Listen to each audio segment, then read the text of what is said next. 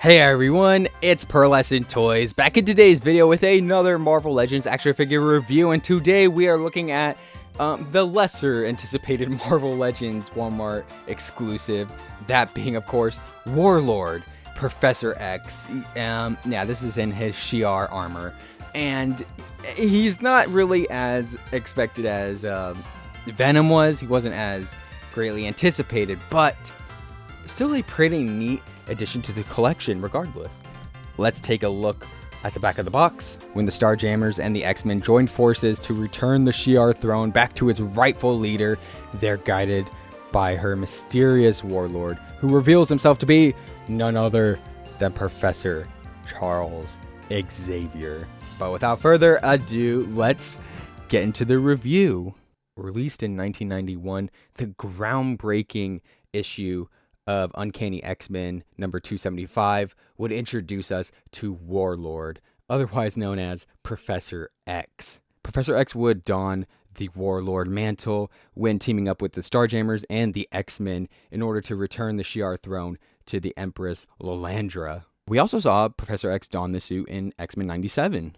First, taking a look at the sculpt and the paint apps, it is on the Sunfire body mold, the updated version with the pinless elbow joints and knee joints. Really the only paint apps you get are on the upper legs. You get that blue line going straight down and it continues up to the torso. And I really do like the color. I like the bright blue on top of this black bodysuit. It really helps make the design pop out even more. You don't get any of that on the back. You just get those very few lines on the front. They're painted very crisply though. The arms are the same too, just nothing in there. It's not until you get up to the cape and the collar around it where you get some new tooling. This cape is brand new to this figure and I'm just loving the silver bits. It is molded in a silvery plastic and it just looks phenomenal. There really is no marbleization to be seen. It's very, very clean. And the paint apps on there as well. A bit hard to see as the blues are metallic, so they sort of blend in with the silver. You could see the lighting just against this light. It's really hard to see the detail. I'm really loving that extraterrestrial design going all throughout. And right there, I thought there were some missing paint apps on the little crest right here, but when you compare it to this other one that I have in box, you can see it's meant to be like that. It's supposed to be like shading, I guess. Speaking of shading, the back, I really can't tell if there are paint. There are, yeah. So there's brighter blue highlights going down each of the folds of this cape, and I think that looks magnificent. You can see just barely, you could barely notice it, but it looks so well done. And the inside of the creases are all painted a darker shade of blue, maybe a black. So it really helps this cape pop out. On the inside, you don't really get that. It's only on the outside. Would have liked it to be on the inside as well.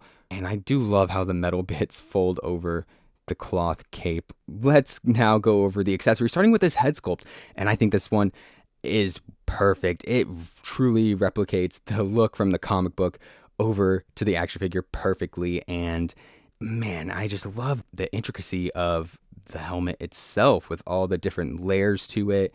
You have this part on top and this one under it, this one under that. Yeah, it's just filled with so much detail.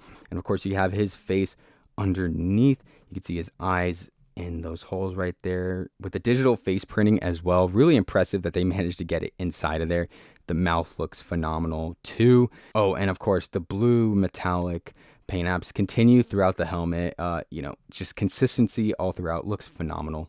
Yeah, not gonna lie, kind of creepy. Here is his alternate head sculpt, the smiling Professor X head. I'm guessing it is supposed to replicate this one. I'll show it on screen right now. This one panel where he takes off his mask, revealing himself to be Professor X to the X-Men. And yeah, while it looks cool in the comic, I think where this one kind of falls apart is that digital face printing. It makes it look so lifelike, and it just comes across as a little creepy, especially with his big old eyebrows. and his teeth just being individually painted. I think it looks phenomenal, don't get me wrong. A little creepy though. If you are wondering how it looks like on the Professor X body, stay tuned for the size comparisons because I'll show it there. He also comes with 2 fisted hands and 2 opened neutral hands. Now going over articulation, the head is able to move up this much and go down that much. He does have a tiny bit of pivot and some side to side movement. With his cape removed, he's able to look up this much, look down that much, pivot and side to side movement. And now with his Warlord helmet on, he's able to look up this much, look down that much. He has a bit more pivot than the unmasked head. And he, of course, has side to side movement. And in case you're a madman and want to pose this figure with the helmet, but without the cape, he's able to look up this much, look down that much. He does have the same amount of pivot and side to side movement. His arm is able to move up spectacularly, moving up this much, going back a really good amount, and going forward a pretty good amount as well.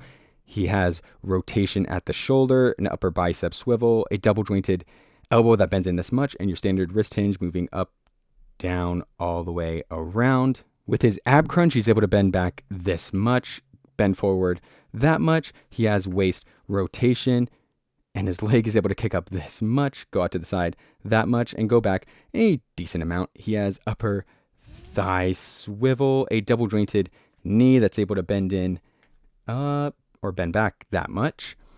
He has an upper calf rotation, and his foot is able to move this far down, this far up. And now on to the size comparisons. First up is Professor X next to himself, Warlord Professor X. In case you wanted to know, this is what the smiling head sculpt looks like on the Charles Xavier body. One thing of note here, I think it looks fantastic. It looks so great. Even if it's a little creepy looking, like I said earlier, the skin tones aren't exactly a match. As you can see with the hands, just the skin of the hands is a tiny bit darker than the face itself. But I feel like this is an easy fix. You just get some lighter hands and you put them on here. Of course, that neck is not going to match up, but posing him from the front, he just fell over. Posing him from the front, you're not going to see it. Next, we have Jubilee and Wolverine, Forge and Storm, Gambit and Banshee. You nasty, mon beauté rouge. Les éléments relais, hein? Well, the mother says we had to go anyway. We hadn't much a choice in the matter. What in the goddamn hell are you talking about? All right, continuing on, we have Crosshair and Chode, Gladiator and Fang, Lilandra. I love how they're matching pretty much. The silvers look identical. The blues especially look phenomenally close to one another. So I love the consistency between these two. And we have the usual suspects to go through, starting with Deadpool and Hydra Bob, Deadpool and Hydra Bob, Darwin and Morbius, Commander Gary and CT-4279, Grogu and Sad Rollins, and finally, Jeff the Landshark and Spider Ham. All right, time for my final rating and my overall thoughts. I think I'm going to give Professor X Warlord here a final rating of 8 out of 10. I'm going to give him a slightly above average score of 8 out of 10.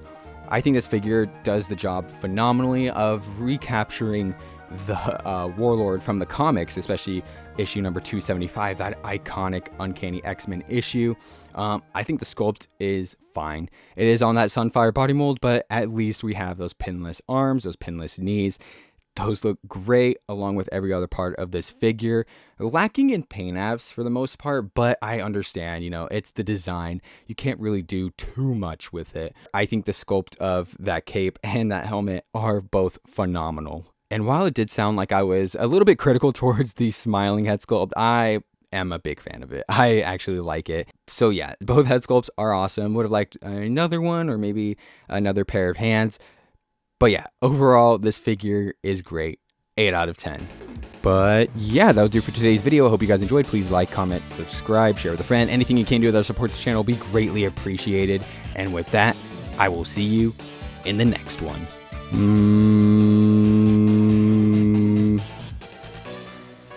Bye.